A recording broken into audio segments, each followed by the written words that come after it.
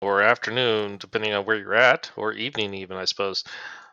This is Darkkender, and I am trying my first time of streaming live, hopefully with a bit of an audience. Um, so my goal here is to initially kind of show off where I'm at and the basics of my build. I've already seen a new guy by the name of Adrak joining our server this morning here, and Um, one of the things I noticed is he's got some curiosities about mine colonies and getting going and everything related to it. So, like Kaizen, I've actually been playing mine colonies quite a bit myself. I've been going through mine colonies for about 3 years now on single player. Um, so I've got a little bit of experience going on and a lot of tips and tricks of advice when it comes to mine colonies. Um, Right now, my colony is actually not started. It's a very intentional method.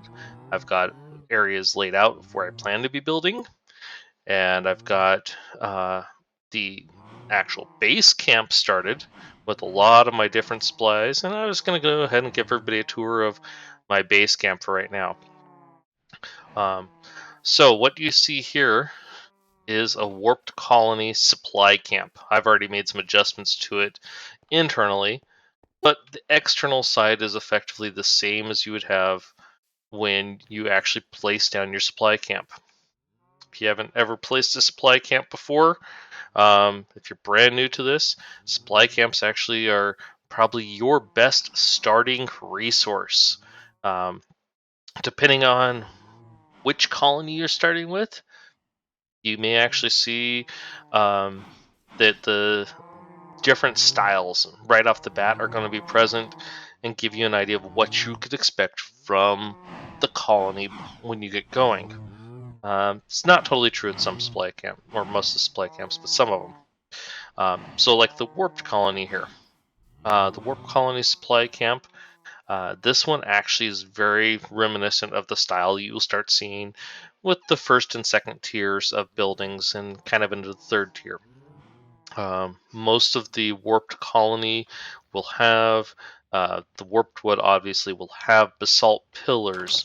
Um, I've added, like I said, a few things here, but um, you're going to see acacia working through it as highlights. Um, Dark stone definitely in later levels. So when you build your first supply camp, it's going to have a bunch of resources in there. Like this one had composter.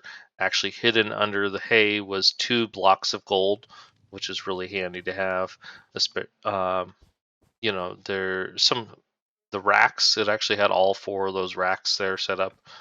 Um, I actually went through and knocked out the piles of warped wood that was already there.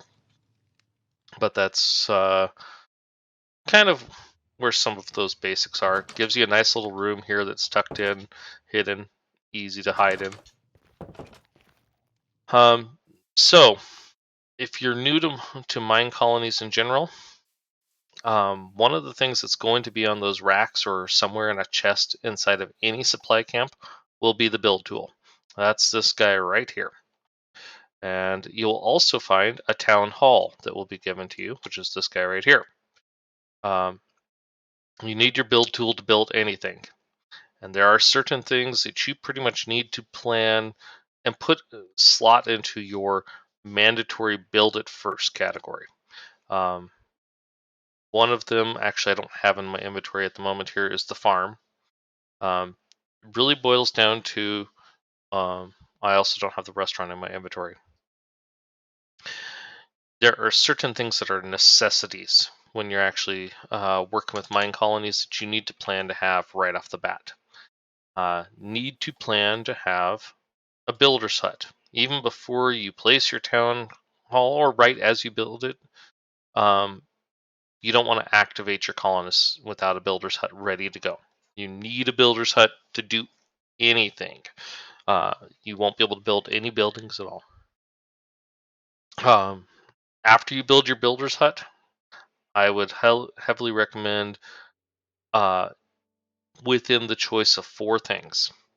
Some sort of food production camp or building, as well as a citizen's hut. So what I mean by the food productions, you have things like shepherd's hut, cowhands, swine herders, chicken farmer's hut, or the farm. If you prefer to go wheat and that whole route, the farm, which actually would be beneficial when you're doing the shepherd's hut or the cowhand's hut, because both of which will need wheat when you're actually feeding your critters. That, or on the farm, you'll need potatoes or carrots to do the swine herders, and of course, the farm will produce more seeds for the chicken farmers. So those are going to be very useful to you. In fact, it's probably best to go with the farmer's hut now that I'm kind of going through the argument there a little bit. A miner, necessary depending on the type of build. If you're going to the build that's going to be very heavy on stone or mineral resources, get a miner. Otherwise, plan for a forester. In fact, I would almost prioritize forester first, because almost everything has some level of need of wood. So whether it be oak wood, dark oak wood, spruce, the warped wood here, everything's going to be relying heavily on wood. So I would definitely make a point to put forester above miner just about any time you're working on this stuff. So if you're not aware, when you put down your town hall,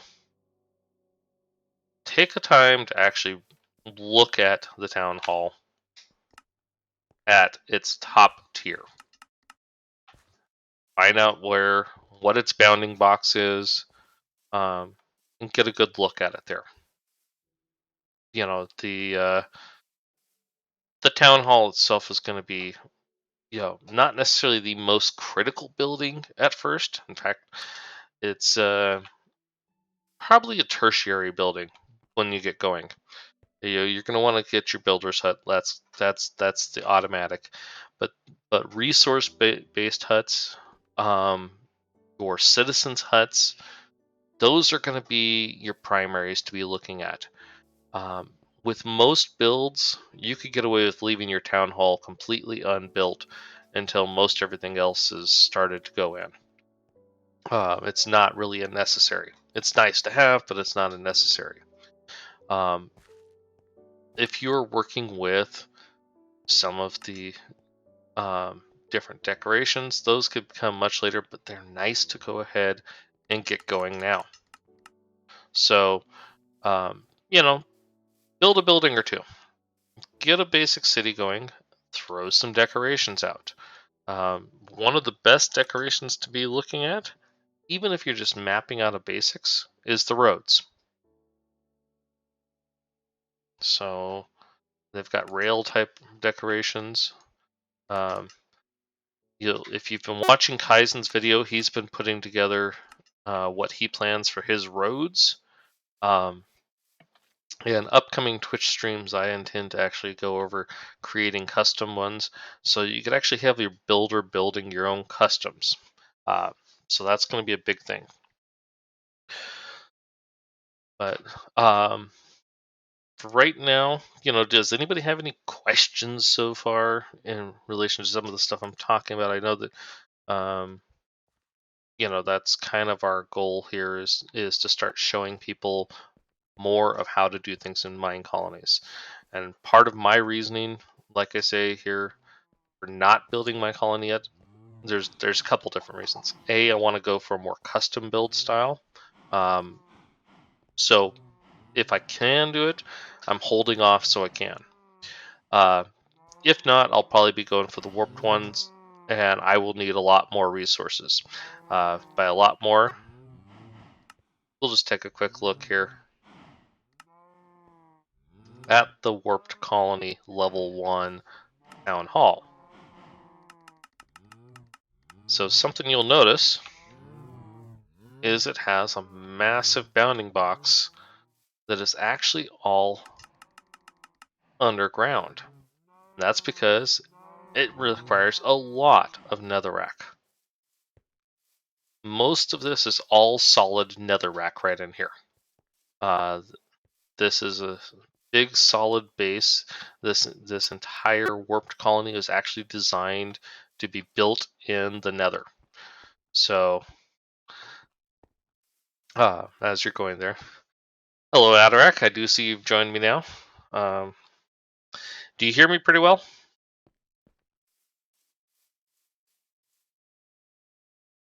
Or I guess I probably should keep talking, shouldn't I, in order to get a response on that? Okay, excellent.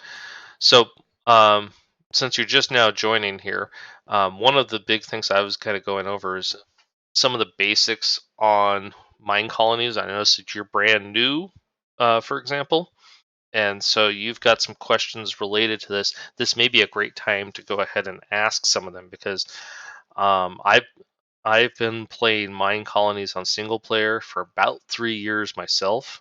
Um, I've actually watched some of Kaizen's videos. I've picked up things from him that I've missed in the past, and there's a bunch of things that a bunch of the others are just now learning as well. And I've got plethora of information, and I plan to actually be doing tutorial stuff on mine colonies and let's plays on them to be uploaded to YouTube. So that's my overall goal. Um, give you a quick tour around the base. Right over here, this is actually a warped colony supply camp. If you have, did you start off with just finding a site, or did you actually build a supply camp for yourself?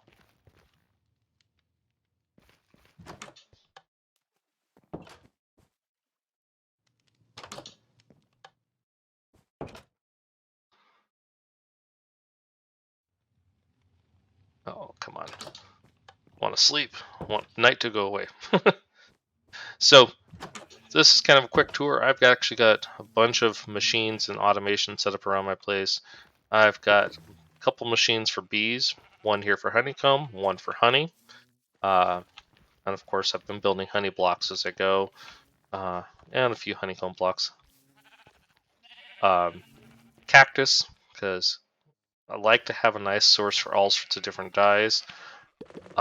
If you saw me post in the game a while ago about my wool emporium, well, I've got production in mass going on. There is wool of every single color available here. So I've got a lot of production. Out back here, got a village breeder. I've got sugarcane and bamboo. I've got an iron farm. Yes, let's watch those guys toast and roast. Uh, where are you at? Oh, he's toasting over there.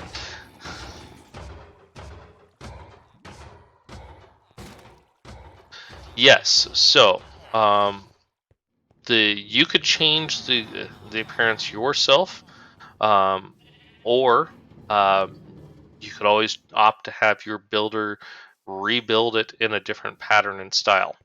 So, again, okay, perfect. Um,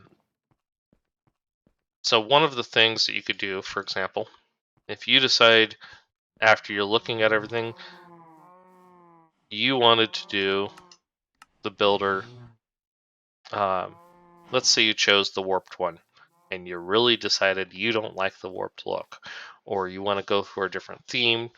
Um, Once it's built, it'll allow you the option to actually go through and break it down and create a different style. The alternative of what you're looking at is, hey, I want to add on this feature here and that feature there, and really kind of snazz it up with my own stuff. I would actually wait until you get them to level 5.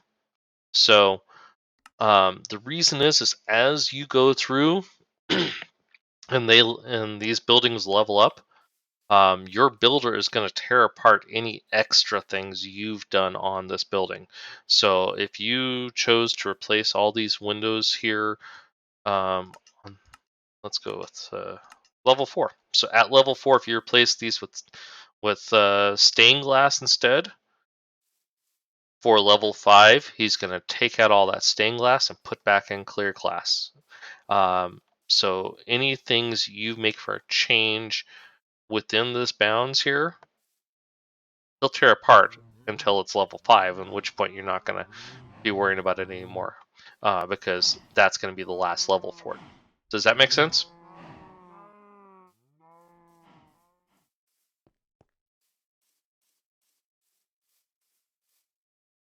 Unfortunately not. These are progression based. Mine Colonies is very much full progression based. Um, you have to build a level 1 before you could be go into the level 2, etc., etc. Um, Now, there is a caveat to that. So, I get my builder to level 5, for example. Let's say I've really decided I don't like going this acacia route. I built this acacia one, and but I was looking through these different styles, and I thought, man, this Asian builder 5 looks awesome. You could have him dismantle and rebuild as the new level 5 style. So once he's gotten to level 5, he stays at level 5 within the builder there, unless you uh, break the HUD entirely. If you use the interface to tell it to dismantle it, he'll leave the core building and let you build up the new style. And that'll actually be something I'll make a point to kind of go over in some of my videos to kind of show changing styles around, um, so that you're not totally getting yourself screwed there. Does that help?